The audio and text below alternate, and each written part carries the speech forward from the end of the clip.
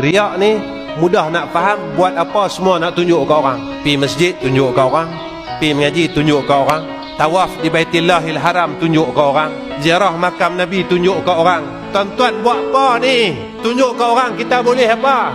Pi masjid tunjuk ke orang kita dapat apa? Pi mengaji tunjuk ke orang kita dapat apa?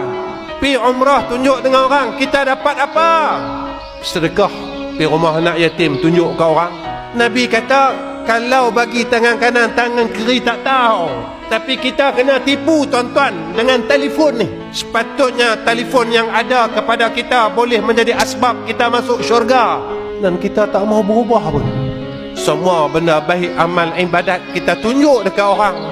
Sampai bila tuan-tuan kita nak berubah ni? Dan Nabi kata amalan orang yang riak ini ditolak oleh Allah 100%.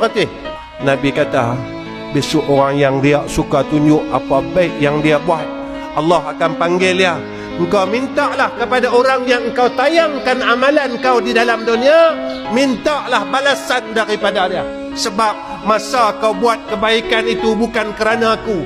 Kau nak tunjuk ke orang, kau nak tayang ke orang, kau nak bagi tahu kat semua orang.